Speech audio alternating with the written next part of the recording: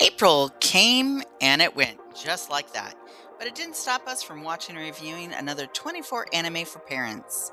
Many of these were from the 2026 winter season, so let's get started with the recap. My favorite watch this past season isn't for the kids, but it definitely struck a chord for me as a parent. Journal with Witch is a casual yet emotional journey of grieving and embracing who you are. Another favorite I'd like to recommend is Anne Shirley. Now, I've been a fan of Anne of Green Gables since Megan Follows miniseries back in the 80s. It got me to read the books, and I've adored the story ever since. While this is not a perfect retelling, it's a great introduction, and it's a great introduction to anime. Best action so far has to be Sentenced to be a Hero. It's got an edgy style, interesting concept, and pretty good world building. Also reviewed from the winter 2026 lineup, we have Tune Into the Midnight Heart, which is a harem in the Broadcast Club. You and I Are Polar Opposites, a cute, colorful high school romance. Hanakimi is a girl in drag at an all-boys high school rooming with her crush. Invisible Man and His soon-to-be wife is another sweet romance with a pleasant theme of acceptance. You Can't Be in a Rom-Com with Your Childhood Friends. The protagonist of this harem anime has so many childhood friends, he can't even remember them all. Let This Grieving Soul Retire is an adventurer's party harem with some humor. Dark Moon Blood Altar is a vampire and werewolves reverse harem, kind of like Scooby-Doo meets Twilight, and the unmasked villain at the end is from a past life.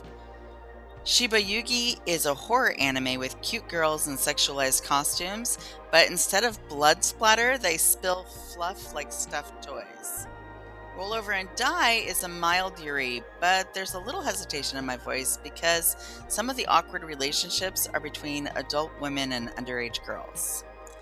Villainess is Adored by the Neighbor Prince is an Atomi or dating game isekai. Cute Girl on the Hero's Party.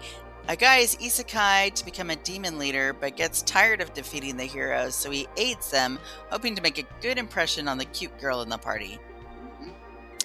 Dandelion was recommended by someone who loves Gintama, and I can see the resemblance. So if quirky angel enforcers in irreverent situations is your thing, here you go, and it's only 7 episodes long. Gentle Noble's Vacation Recommendation is a slice of life isekai with a lot of men in it. Like, really, there's almost no women in this show. Bean Counter is another isekai with a lot of men in it, but this one talks about the ramifications of being isekai'd, although the BL manga is better. Clear Moonlit Dusk has gotten some cringy red flags for the main male character's actions, but I think this hits a little differently for Western audiences who interpret touch as a more important way of establishing connection. You can read about this in the full review on animeguideformoms.com, along with the 650 other reviews written with parents in mind.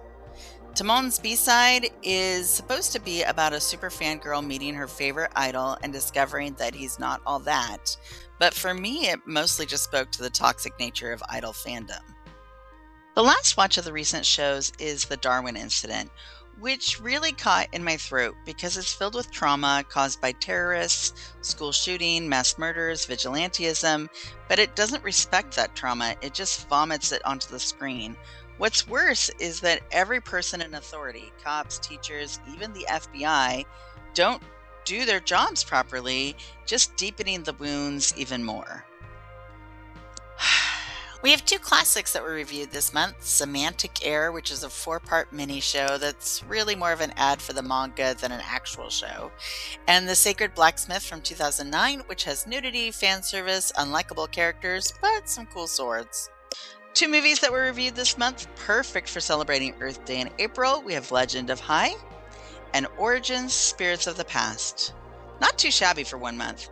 If there was any jargon used in this video that you don't understand, check out Anime Guide for Moms Jargon Explained videos, along with mommy rants, weekly recaps, all kinds of things. Like, subscribe, and follow so that you can stay up to date with the new videos and information for parents of anime-loving kids. Until next time!